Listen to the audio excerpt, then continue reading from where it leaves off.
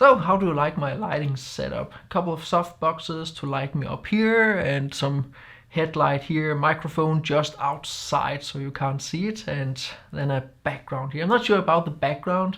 Maybe I should put a green screen so it looks like I'm actually in the forest. But yeah, I don't know. It's also very nice because I can do this in sweatpants, so it's, yeah, comfortable at the same time. So today's video is all about camera settings for landscape photography, and you might ask if there is a set of best settings that you can apply to all landscape photography, and of course there are not. Think about it, it wouldn't make sense to have all those different options for settings if there was only one that worked the best in all situations. The settings always depends on the scene and are relative to how you want to capture it, what you want to capture, the camera you use, the lens you use, if you have a tripod, and the amount of available light. That is of course a ton of variable factors, and that is the reason why there are no settings that work in all situations. In this video I will give a brush up about it, but I do assume that you have a basic understanding of shutter speed, aperture and ISO. If you do not and you are completely new to photography, be sure to check out Nigel Danson's video about exposure. It is hands down the best video about this topic on YouTube. If you increase or decrease the shutter speed or aperture, you increase or decrease the exposure of the photo. If you increase the ISO, you increase the brightness of the photo by amplifying the signal. If you increase or decrease the shutter speed, you make everything that moves in your scene more or less blurry. If you increase the ISO, you make the photo more noisy, and if you change the aperture, you also change the depth of field, which generally means that you want to have a closed down aperture when you do landscape photography, because you want to have as much of the scene in focus as possible. It is also important to notice that all lenses have an aperture where they are the sharpest. This is all relative to your camera system, to the lens and to the focal length. Usually for full frame wide angle lenses and standard zooms, it's f8 to f11. If you go beyond f16, you introduce quite a lot of diffraction, so you get a little bit more blurry photo. It's not blurry, but it is just a little bit more soft. If you have a 100 to 400 lens like I do, you can usually shoot through f22 without a significant drop of quality or sharpness to the lens. My small camera like this one here, I'm filming at the RX100 Mark VII, is usually what I can see sharpest between f5 and f5.6, and that is the same for my drone, the DJI Mavic 2 Pro. The point is to find the optimal balance between the shutter speed, the aperture and the ISO in relation to the scene. With all this in mind and claiming that there are no best settings for landscape photography, I usually do approach most scenes with the same mindset. I generally want to have the sharpest and cleanest photo without compromising the feeling of the photo, the dynamics of the photo, the composition of the photo, my safety and the safety of my gear. So you actually have to be quite pragmatic when it comes to settings.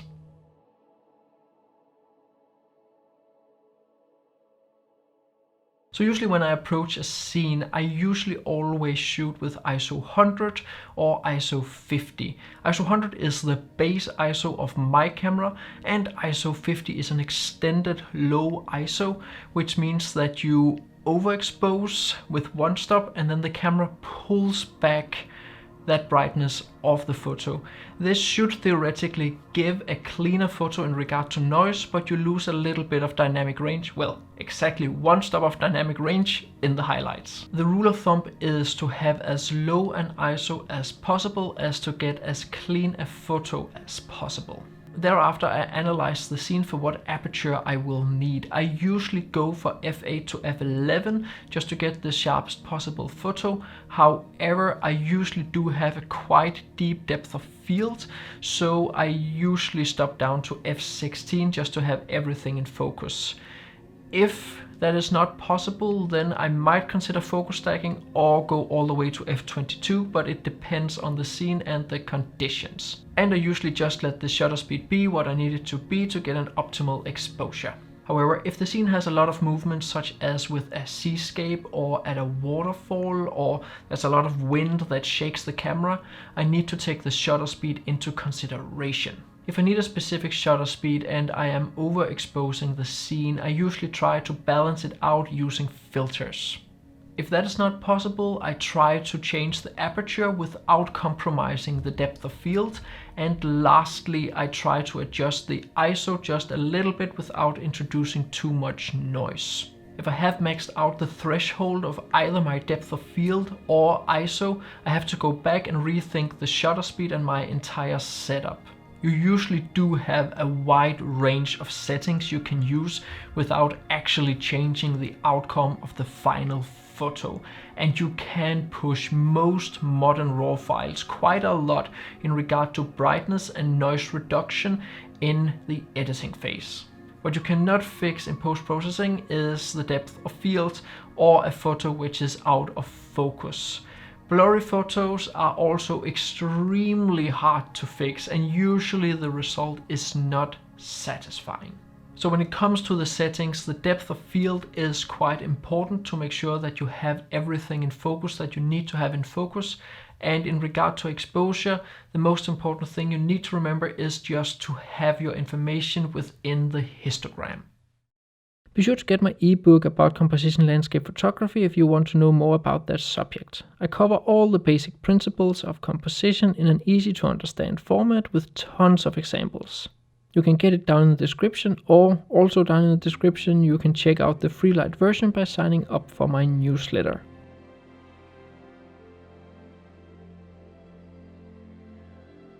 So in this section of the video I will go through some of my own photos, analyze them, and tell why I chose the settings that I chose for them. So in this first example here from the Black Church in Iceland, it is just a very simple composition, straight on. I didn't really need to think too much about the settings. I went with f9 because, as I said, it's just about the sharpest, ISO 100 on a tripod, 16mm, and then the shutter speed was just what the shutter speed was, 1/50th of a second. So in this photo, because it was handheld, I did need to prioritize the shutter speed a tiny bit. It's quite wide angle, so again I didn't really need to think much about the aperture either, and I only really needed to make sure that the exposure was correct for the highlights. So this photo here, as you can see, I'm photographing it from the top of a bridge at fairly wide angle, and I shot it with my little RX100 Mark IV.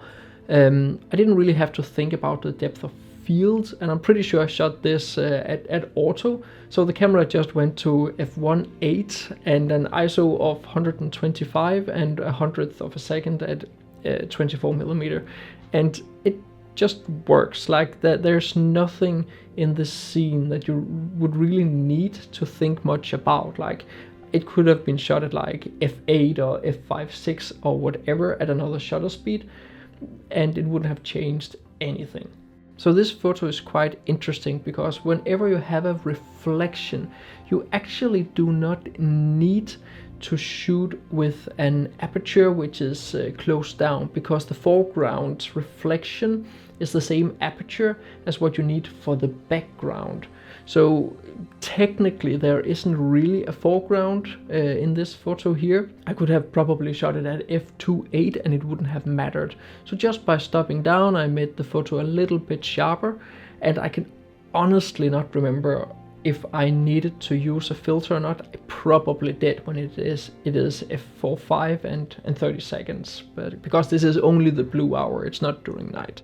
So this here is actually a photo that confuses people so much. It's a panorama of 3 photos. I'm pretty sure I photographed them horizontally, and I used a 10-stop filter, and it was raining here and I had these huge waves coming towards me, and taking off the filter and fiddling around with all those things, I just didn't do it. So I shot it at f2.8, and f2.8 is actually sufficient to get this entire scene in focus.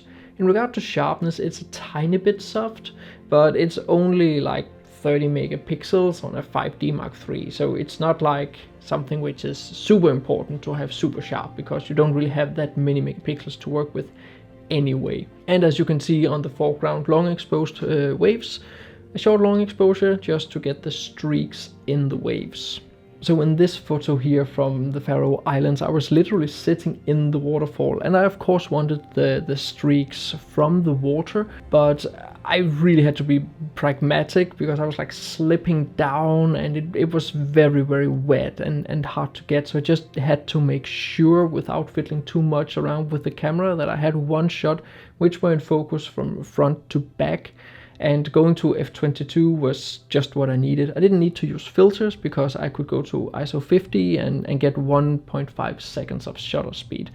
So in this particular case, I just really needed to get that shot done without having to focus stack or anything like that. f/22, nobody can see the difference in sharpness anyway.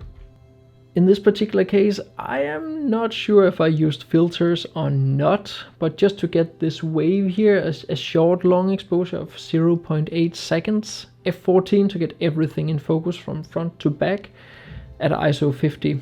I probably didn't use filters, maybe I did use a 6-stop filter. It is daylight, so I might have.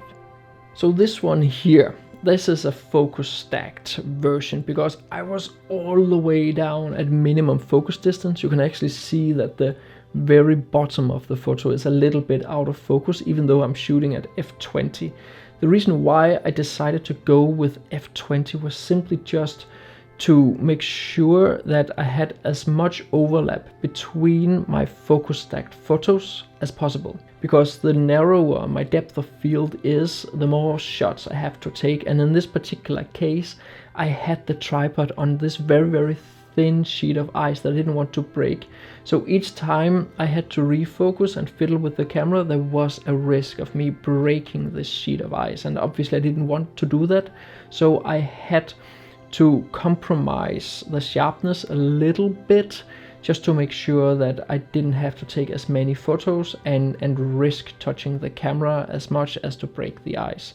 So in this particular case, yes, optimally, if you do choose a focus stack just to get it as sharp as possible, you might as well just go with the sharpest part of the lens.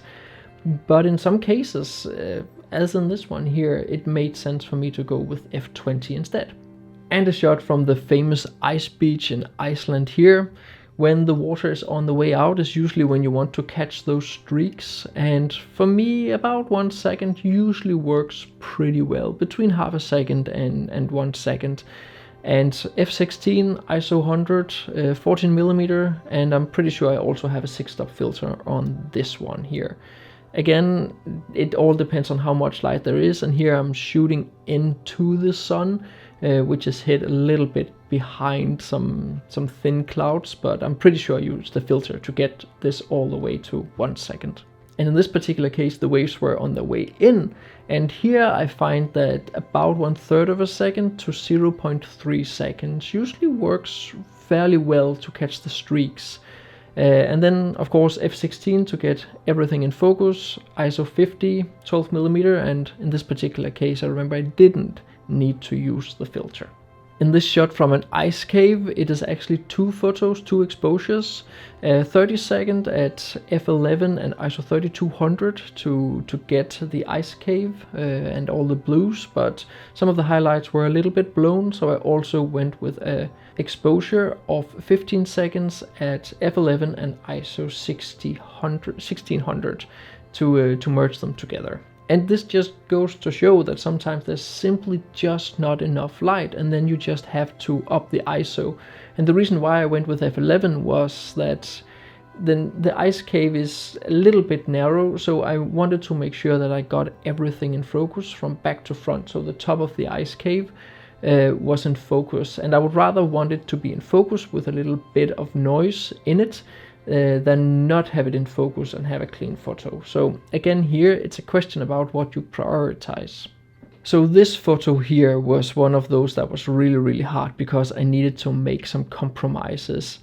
I'm sitting in a bus and shooting out the front window, and this scene just appears in front of us. And I had to prioritize the shutter speed quite a lot because the bus obviously makes everything go bumpy.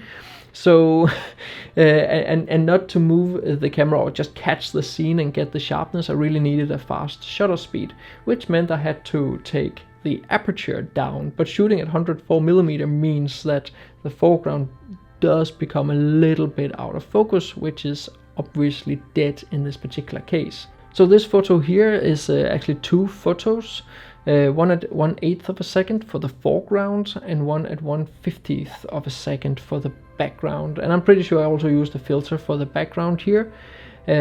Shot at f6.3 at 16mm, and I did crop it to a vertical format, so the original photo is quite a lot wider, and that is why I can use f6.3 and get everything in focus from front to back.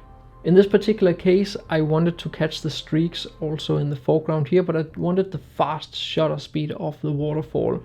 So usually streaks, as I've already said, coming towards you works between 1/3 of a second and up to half a second. It depends a little bit about your distance to the waves or the water and how fast that water goes.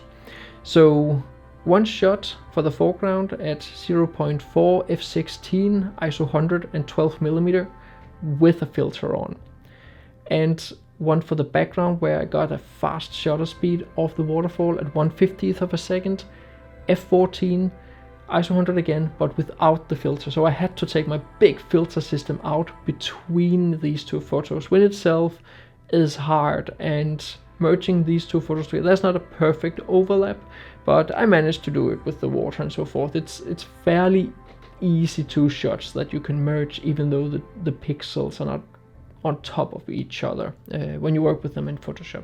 So this photo here is probably one of the hardest photos I've ever had to make in regard to settings, because there are a lot of difficulties here. It is night, so I need a long exposure to make sure that I get enough light onto the sensor. Usually you would want to shoot with an open aperture, so you don't need a long exposure. But in this particular case, I needed to stop down the aperture to get that sun star, which is actually a moon star because this is the moon. And then I had to up or compensate for that with an ISO of 800.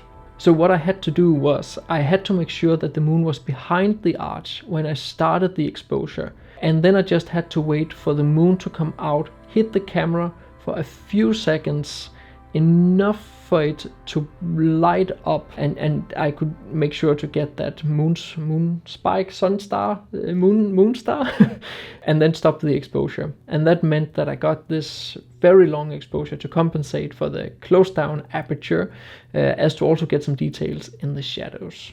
So sometimes I don't always get the settings right, and it's annoying, but it also happens to me. In this particular case here, I had to work really hard to try to find as many compositions as possible before these light beams went away and the fog went away and evaporated. So these two photos here, as you can see, they are shot at more or less the same settings at f11. But I'm shooting them at almost 100mm, which means that I actually would have had to stop down the aperture even more. I am on a tripod, so I could easily have done that. But as you can see here, I focused on the front trees here to make sure they were in focus, but the background is just too much out of focus, annoyingly out of focus. It doesn't matter if I show it on Instagram, but on a big print, to me, in this particular case, I would have preferred to shoot either at f16 or at least have focus stacked the photo. When you work fast and you don't get to think it completely through, then accidents like this can happen. This photo here is not a problem because I probably focused on this chopped off or fallen branch in the middle, so I did get everything in focus in the front, and then the background trees are a little bit out of focus. But in this particular case, because the foreground is so close to the camera and I focused on that, even at f11, my background was way too much out of focus. As you can see throughout all these examples, the settings vary quite a lot, but in most cases it didn't really matter whether or not I used an aperture of f5.6 or f16. The only thing that it would change would be the choice of my shutter speed. But if the shutter speed doesn't matter, then who bloody cares what aperture I used as long as the photo is in focus and sharp enough for a big print. You cannot deduce from the EXIF data if the photographer was battling a rain shower, if the photo was taken out the front window of a bus, if he was balancing on top of a waterfall and trying not to slip down, or he was very close to minimum focus distance.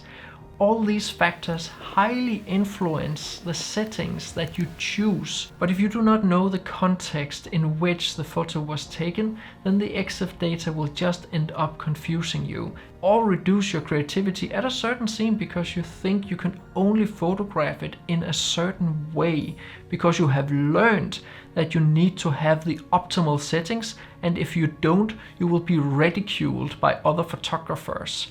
I think this is like one of the most toxic parts of the photography community in large.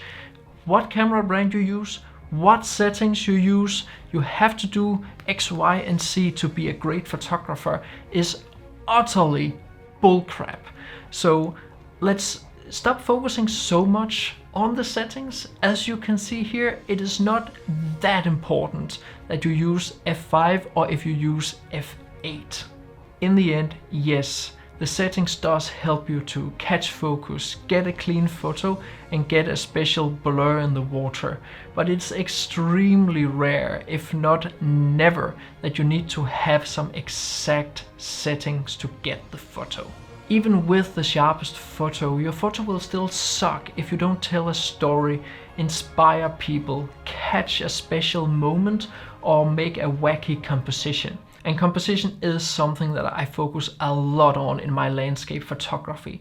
If you want to learn more about composition, be sure to get my ebook. There is a link down in the description, and you can also get my free light version by signing up for my newsletter. As always, I would highly appreciate a like, and let me hear your relation to settings down in the comments.